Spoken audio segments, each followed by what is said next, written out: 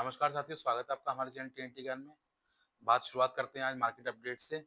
आज मार्केट काफ़ी gap down रहा, तो उसकी वजह जो रही वो सब ग्लोबली थी। आपको पता है कि दोबारा से इजराइल ने ईरान पे फिर से हमले की धमकी दे दी है और अब की बार उन्होंने कहा है कि जो यूरेनियम आप परमाणु बनाने के लिए इस्तेमाल करने वाले थे वो हमें दे दो जब तक, वरना फिर हम हमला करेंगे। इसी की वजह से आज मार्केट देखेंगे काफ़ी टूटा है। सेंसेक्स लगभग 452 अंक टूट के 83,606 अंक पे रुक गया है और बैंक निफ्टी की बात करें तो 131 अंक टूट के 57,312 अंक पे रुका है और निफ्टी की बात करें तो 120 अंक टूट के 25,517 पे रुका है। फिर निफ्टी भी गिरा है, लगभग काफी इंडेक्स लगभग गिरे हैं। शेयर इतने नहीं गिरे हैं, शेयर तो अच्छी मूवमेंट करे, लेकिन इंडेक्स लगभग सारे ही गिरे हैं। ठीक है, काफी हद तक रेड रहा है। बल्कि मैंने कल बताया भी था आपको, कल जो वीडियो डाली थी मैंने उसमें आपको बताया भी था कि मार्केट थोड़ा सा अच्छा मूव नहीं करेगा कल को, क्योंकि एक हफ्ते से लगातार मार्केट बढ़ रहा था और मैंने बताया भी था लास्ट आपको, इंडेक्स सारे बताए थे, लगभग 2-2% से ऊपर सारे इंडेक्स बढ़े हुए थे। तो ये तो मार्केट की चाल है कि जब मार्केट तेजी से बढ़ता है तो फिर वो उतनी ही तेजी से नीचे भी आता है। यही उतार चढ़ाव लगा रहता है, क्योंकि अगर एक तरफा रहेगा मार्केट, अगर बढ़ता ही रहेगा तो बहुत ऊपर पहुंच जाएगा और घटता रहेगा तो सब बर्बाद हो जाएंगे। तो ये मार्केट की चाल है, धीरे धीरे करके कभी ऊपर कभी डाउन, ये चलता ही रहता है स्थिति। और ये अच्छी भी है मूवमेंट, क्योंकि मौका मिलेगा। अगर बढ़ता ही रहेगा तो लोगों को मौका कब मिलेगा? गिरते हुए भी तो इन्वेस्ट करते हैं लोग। अपॉर्चुनिटी जो होती है वही तो होती है कि जब मार्केट गिर रहा है तब आप इन्वेस्ट कर देंगे, बढ़ रहा है तो आप एग्जिट कर देंगे। आप मार्केट से एग्जिट कर जाएंगे, बेच के निकल जाएंगे, प्रॉफिट कमा लेंगे। ठीक है, अच्छी बात है, लेकिन इस बार जो स्थिति है, जो इजरायली रक्षा मंत्री है उनका स्टेटमेंट आया है। उन्होंने क्या बयान दिया है? उन्होंने कहा है कि ईरान जो भी परमाणु बम बनाने की तैयारी कर रहा था उसके लिए उस पर लगभग करीबन 408 किलोग्राम शुद्ध यूरेनियम था, जिसको ठोस करने के लिए करीबन मेरे ख्याल से 60% वो कर चुका है। अगर वो 90% कर लेता है उसको तो परमाणु बम बना लेगा वो। और 400 किलो, जो 408 केजी यूरेनियम है, उससे लगभग मेरे ख्याल से 10 परमाणु बम बन जाएंगे। तो ये तो ईरान के लिए बहुत खतरनाक। परमाणु बम तो एक ही बहुत है अपने आप में, 10 तो बहुत ज्यादा है। अगर 10 बना ली है तो वो इसराइल को बिल्कुल निपटा देगा। तो इसराइल के जो रक्षा मंत्री हैं उन्होंने साफ साफ बयान दिया है कि जब तक ईरान हमको वो यूरेनियम दे नहीं देगा, क्योंकि देखिए, अगर ईरान ये स्टेटमेंट नहीं देता कि फोर्डो और जो भी उसके 3 न्यूक्लियर साइट्स थी, जहां पे फैसिलिटी, जहां पे ये सब प्रोसेस हो रहे थे, जहां एनरिचमेंट का काम हो रहा था सारा, वहां पर अमेरिका ने हमला किया। अमेरिका ने कहा कि हमने सब तबाह कर दिया, लेकिन ईरान ने बयान दिया कि हमने सारा यूरेनियम और जो भी सेंट्रीफ्यूज थे वो वहां से हटा लिए। अब जब हटा लिए भाई, तो फिर दो, क्योंकि इसराइल तो के लिए जान का खतरा है। अगर ईरान परमाणु बम बना लेता है तो इसराइल तो बचेगा नहीं। भाई, इसराइल को पूरी संभावना है कि अगर ईरान ने परमाणु बम बना लिए तो वो इसराइल को निपटा देगा, और यही खतरा उसके दिलो दिमाग में हर समय रहता है। तो उसका फोकस ये है कि किसी भी तरीके से परमाणु बम ना बना पाए। इसलिए उनके रक्षा मंत्री ने ये बयान भी दिया है कि आपको वो यूरेनियम हमें देना पड़ेगा, और जब तक नहीं देंगे जब तक जंग जारी रहेगी। मतलब वो अमेरिका की, ट्रंप की जो बात थी सीज फायर की, उसको मानने को भी तैयार नहीं है। मुझे ऐसा लगता है, शायद वो अब दोबारा से तैयारी में है फिर से कुछ बड़ा करने की। और अभी लास्ट कल सुबह आपने देखा भी कि उन्होंने लेबनान में हिजबुल्लाह के संगठन के जो भी उसका कमांड सेंटर था उस पर हमला किया है उन्होंने, और कुछ हमला किया ही है, उसकी तस्वीर भी जारी करी है उन्होंने उस हमले की। दूसरा, गाजा में भी हमास पे हमला किया उन्होंने, और काफी विस्फोटक हमला किया है, उसके काफी सारे बंकर उड़ा दिए हैं। तो इसराइल ने ये बता दिया है कि मैं पीछे हटने वाला नहीं हूं इस युद्ध से। वो अमेरिका की बात मानने को भी तैयार नहीं है। उसने साफ कहा कि जब तक मुझे 1% भी संभावना रहेगी कि ईरान परमाणु बम बना सकता है, तब तक मेरी ये जंग जारी रहेगी। और इसराइल की जंग अब से नहीं है, बहुत समय से है ईरान से इस बात की लेके, क्योंकि उसको पता है कि अगर ईरान ने परमाणु बम बना लिया तो इसराइल का जो वर्चस्व है या इज़राइल का जो अस्तित्व है वो बिल्कुल खतरे में आ जाएगा, वो निपट जाएगा। और उनकी पूरी प्लानिंग है किसी तरीके से भी इसको निपटाने की।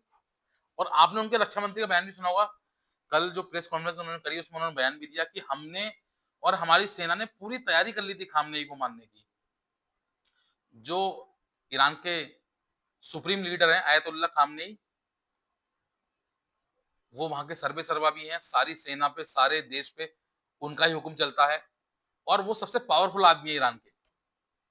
86 साल के अहमदुल्लाह खामनेई को मारने की पूरी तैयारी थी उनकी, लेकिन उनका कहना है कि हमें ऐसा मौका ही नहीं मिला कि हम उन्हें मार पाएं, वो हमें मिले ही नहीं क्योंकि वो शायद कहीं ना कहीं अंडरग्राउंड हो गए उनके उनके अनुसार। और ऐसा हुआ भी, युद्ध के समय वो कहीं देखने को भी नहीं मिले।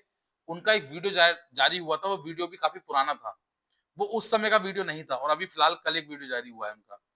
तो उस दौरान, जिस दौरान इज़राइल पूरी ताकत से हमला कर रहा था उनके पास, उनके ऊपर, उस समय जो अयतुल्लाह खामनेई हैं वो कहीं दिखाई नहीं दिए, वरना इज़राइल की पूरी कोशिश थी, पूरी तैयारी थी उसकी कि कैसे भी सत्ता परिवर्तन करा जाए और अयतुल्लाह खामनेई को निपटाया जाए। और अभी भी उसकी कोशिश है। और इवन उसकी कोशिश नहीं, मुझे लगता है अमेरिका भी यही चाहता है। अमेरिका भी वहां पे सत्ता परिवर्तन चाहता है। अमेरिका चाहता है ये कट्टरवादी नेता वहां से हटे। अब देखिए, वो उसकी कुछ वजह हो सकती है, उनको वो पसंद नहीं है। मैं ये नहीं कह रहा कि वो हमारे लिए बुरे हैं, लेकिन अमेरिका की अपनी चॉइस है, इज़राइल की अपनी चॉइस है। उनको लगता है कि ये खामनेई जब तक रहेंगे तब तक इज़राइल के लिए खतरा रहेगा। उसके अस्तित्व पे सवाल उठता रहेगा जब तक वो कभी भी निपटा सकते हैं उसको। और देखिए, हालाँकि इज़राइल ने उनके जो 14 परमाणु वैज्ञानिक थे, वो मार दिए हैं। तो उनके लिए इतना आसान भी नहीं है दोबारा परमाणु बम बनाना। लेकिन हाँ, भविष्य में ये प्रोग्राम असंभव भी नहीं है। ऐसा भी नहीं है कि भविष्य में वो परमाणु बम ना बना पाएँ। तो यही सारे खतरे को भाप के इज़राइल फिर से मोर्चेबंदी करने में लगा हुआ है, फिर से उसी तैयारी में लगा हुआ है कि कैसे करके भी या तो वो यूरेनियम नष्ट किया जाए या फिर उस यूरेनियम को अपने कब्जे में लिया जाए। देखिए, इज़राइल की पॉलिसी रही है, इज़राइल की जो संगठन है, इज़राइल के मोसाद, उसकी विश्व में चर्चा है इस बात की लेके कि वो किसी भी देश में जाके अपने ऑपरेशन को इतनी बखूबी अंजाम देता है कि उस देश के किसी को भी पता नहीं चलता। तो खैर, भाई उनके सुप्रीम लीडर थे खामनेई, और वो अवैध किले में बिल्कुल चाक चौबंद सुरक्षा में होंगे, इसलिए वो उनको मार नहीं पाए, इसलिए उनको पकड़ नहीं पाए। वरना छोटे-मोटे नेता को तो वो उठा के ले आते हैं किसी देश से, और उस देश की सेना को, उस देश के रक्षा मंत्रालय को पता भी नहीं चलता। कई ऐसे इंसिडेंट्स हैं उनके, कई ऐसे चर्चे हैं उनके, जो हमने लास्ट वीडियो में बताए भी थे, काफ़ी वीडियो में हमने उनके बारे में बताया भी है। उनकी मोसाद के बारे में हमने बताया कि कितनी खतरनाक है वो। तो इज़राइल की पूरी कोशिश है कैसे करके भी इन सब चीज़ों को निपटाया जाए। इधर दूसरी तरफ आप देखेंगे अमेरिका। अमेरिका का कुछ सिस्टम समझ में नहीं आ रहा। अमेरिका ईरान पे प्यार लुटाया जा रहा है, उसको ऑफर पे ऑफर दिया जा रहा है। उसने, मैंने बताया भी था कि उसने ईरान को ऑफर दिया है 30 अरब डॉलर का कि हम आपके यहाँ इन्वेस्ट करेंगे और जो आपका पैसा हमारे यहाँ फ्रीज है उसको अनफ्रीज करेंगे। आपका जो फोर्डो संयंत्र था, जो उनका परमाणु फैसिलिटी है फोर्डो, उसको हम दोबारा रिबिल्ड करेंगे। बहुत सारी शर्तें हैं, उन्होंने बहुत सारी चीजें, उन्होंने बहुत सारे ऑफर उन्होंने ईरान को दिए हैं। सिर्फ इसके बदले उन्होंने यही कहा है कि आप परमाणु बम ना बनाएं। अगर आप परमाणु बम नहीं बनाते हैं तो ये सारी सुविधाएं हम आपको देंगे, सारे प्रतिबंध हम आपके ऊपर से हटा देंगे। जितने भी प्रतिबंध ईरान पे अमेरिका ने लगाए हैं इस 45 साल के अंदर, वो हम सारे खत्म कर देंगे। आपसे दोबारा व्यापार समझौता करेंगे, दोबारा से आपसे हम व्यापार करेंगे। जितने भी फ्रीज अकाउंट है उसको खोल देंगे, आपको और मदद करेंगे। और खाड़ी के देशों से भी उन्होंने कहा है कि खाड़ी के देश भी आपको मदद करेंगे। अब क्यों करेंगे मदद वो? अमेरिका के कहने पे। अमेरिका का क्या फायदा है? अमेरिका का पहला फायदा है कि वहां परमाणु ना बने। दूसरा, अमेरिका को तेहरान पे कब्जा चाहिए। उसको वो चिप संयंत्र वाला राज्य चाहिए। उसकी राजधानी पे उसकी पूरी नजर है, क्योंकि वहां चीन की भी पूरी नजर है, वहां अमेरिका की भी नजर है, और अमेरिका का पूरा वर्चस्व है वहां पे। सॉरी, चीन का। तो अमेरिका चाहता है कि वो उसका वर्चस्व हटके चीन का बने, क्योंकि देखिए टेक्नोलॉजी में अमेरिका हमेशा चाहता है कि मैं चीन से पीछे ना रहूं, लेकिन चीन जो है बहुत आगे निकल चुका है टेक्नोलॉजी में। इकोनॉमी में भी, इकोनॉमिकल आप देखेंगे चीन जो है काफी आगे है। तो यही वजह है कि अमेरिका इस पर प्यार लुटा रहा है इस समय। लेकिन इजराइल मुझे नहीं लगता कहीं से भी अमेरिका की बात मानने को तैयार होगा जब तक वो यूरेनियम उसको नहीं दे देंगे, क्योंकि उन्होंने साफ कहा है कि जब तक यूरेनियम है उनके पास तब तक परमाणु बनाने की संभावना है, और जितना यूरेनियम उनके पास है इस समय उससे वो 10 परमाणु बना सकते हैं। तो 10 परमाणु बम तो उनके लिए बहुत है, उनके लिए तो एक भी बहुत है, क्योंकि छोटा सा देश है इजराइल, 90 लाख लोग हैं। तो ये उनके लिए खतरे की घंटी है कहीं ना कहीं। तो वो चाहते हैं कि इसको निपटाया जाए कैसे करके भी। वो बिल्कुल नहीं चाहते कि किसी तरीके से भी ईरान को मौका दिया जाए कि वो परमाणु हथियार बना ले। वो बिल्कुल नहीं चाहेंगे। अब रात से दोबारा प्रक्रिया शुरू हुई है, हमले शुरू किए हैं उन्होंने। लेकिन देखने वाली बात ये होगी कि ये हमले आगे बढ़ते हैं ईरान पे, या फिर अभी सिर्फ उन्होंने दिखावा करा है, दिखाया है, शो ऑफ किया है, अभी पिक्चर बाकी है। ये देखना जारी रहेगा। इसी तरफ दूसरी तरफ अमेरिका के पेंटागन से भी एक तस्वीर जारी हुई है, एक वीडियो जारी हुआ है फोर्डो पे हमला का, जो उन्होंने अपने बंकर बस्टर बम से जो तबाही मचाई थी उसका उन्होंने वीडियो जारी करा है। तो कहीं ना कहीं वो मुझे लगता है शायद ईरान को बहला फुसला भी रहे हैं, डरा भी रहे हैं, धमका भी रहे हैं। दोनों तरीके से बोले, साम दाम दंड भेद, जिस तरीके से आप मान सकते हो हम मनाएंगे, लेकिन हम चाहते हैं कि आप परमाणु बम ना बनाएं। ये उनकी कोशिश है, ये चाहते हैं कि आप किसी भी तरीके से परमाणु बम ना बनाएं। और देखिए, परमाणु बम के लिए मैंने आपको पहले ही बताया कि परमाणु बम किसी देश पे नहीं होने चाहिए। सबके लिए खतरा है, पूरे विश्व के लिए खतरा है। छोटे से देश पाकिस्तान में परमाणु बम है, बात बात में फुदक के 2 मिनट में अमेरिका पहुंच जाता है कि मैं परमाणु हमला कर दूंगा भारत के ऊपर। उसको दिया किसने? किसने उसको ये इस काबिल बनाया? भिखारी देश, जिस पर रोटी के भी लाले हैं।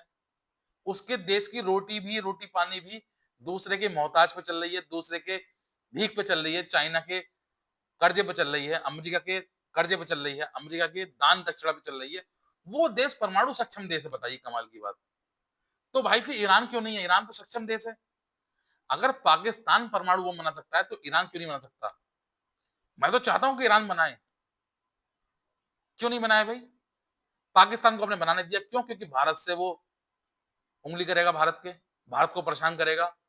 लेकिन जो देश अमेरिका को परेशान करेगा या इसराइल को परेशान करेगा उसको आप परमाणु बम नहीं बनाने देंगे। क्यों नहीं बनाने देंगे भाई? आपकी रक्षा, आपके देश की स्वतंत्रता, आपके लिए सब कुछ ठीक है, हमारे देश के लिए कुछ नहीं। अगर आज पाकिस्तान परमाणु सक्षम देश नहीं होता तो मुझे लगता है शायद पाकिस्तान की इतनी सी भी आवाज नहीं निकलती भारत के खिलाफ। ये जो क्षुद्रम युद्ध चलते हैं, छोटे छोटे युद्ध, कभी कभी वो इधर से हमला कर दिया, उधर से छोटे हमले कर देते हैं भारत पे, बस की नहीं होती पाकिस्तान के बिल्कुल भी। भारत की सेना पैदल घुस के ही कब्जा कर लेती पूरे पाकिस्तान पे। आज भी कर सकती है अगर भारत सरकार आदेश कर दे तो। ऐसा नहीं है, हम उनको परमाणु हमला करने का मौका भी नहीं देंगे अगर हमारी सेना को मौका मिल जाए वहां जाने का। तो लेकिन इन सब चीजों का कोई फायदा नहीं है, वो भी एक स्वतंत्र देश है। हम चाहते हैं पाकिस्तान भी अपने देश में रहे, अपने देश के लोगों का भला करे, अपने देश को विकसित करे, अपने देश में मैन्युफैक्चरिंग बढ़ाए, अपने देश में व्यापार करे, किसी के देश के भीख पे ना चले। आखिर है तो हमारा ही बेटा, हमारे देश से ही निकला है। तो हम ये भी नहीं चाहते कि कोई ये कहे कि हमारा बेटा भिखारी है। तो ठीक है, आप करो, लेकिन हमारा बुरा सोचने से पहले अपना तो भला कर लो। अपने नागरिक के लिए तो कुछ करो। आपके नागरिक भूखे मर रहे हैं, आपके देश के पास कुछ नहीं है, और आप लगे पड़े हैं कि भारत को परेशान किया जाए। सेम कंडीशन वही जो इजराइल ईरान में चल रही है, वही कंडीशन भारत के साथ चलती है। वहां पे किसका दिया हुआ है वो सब जानते हैं, यहाँ पे अमेरिका का दिया हुआ है, वो चाइना की मदद करा हुआ है। बहुत सारे ऐसे देश हैं जिनकी मदद से पाकिस्तान ये सब कर रहा है। तो यही सारी चीजें हैं। अब देखिए, देखते हैं ये युद्ध किस मोड़ पे जाता है और किस तरीके से इसराइल ईरान इसमें आपस में हैंडल करते हैं। अमेरिका की क्या भूमिका रहेगी इन सब चीजों पे, और हमारा मार्केट भारत का इससे कैसे मूवमेंट करेगा। ये सारी चीजें हैं जो मैं आपको बता रहा, ताजा अपडेट है। और देखिए, ताजा अपडेट हम इसलिए देते हैं आपको क्योंकि मार्केट मूवमेंट उसी पर डिपेंडेंसी रहती है। कल मैंने आपको बताया था कि मार्केट में कुछ मूव आएगा तगड़ा, कुछ मूवमेंट ऐसी होगी, और वो यही वजह थी ठीक है? और बहुत सारे अभी इस हफ्ते आपको मौके मिलेंगे अच्छे इन्वेस्ट करने के लिए। बाकी हम समय-समय पे आपको ऐसे अपडेट देते रहेंगे। ऐसे ही अपडेट के लिए आप हमारी वीडियो से जुड़े रहें, हमारे चैनल से जुड़े रहें। हमारी वीडियो को लाइक करें, शेयर करें और सब्सक्राइब करना ना भूलें। Thank you.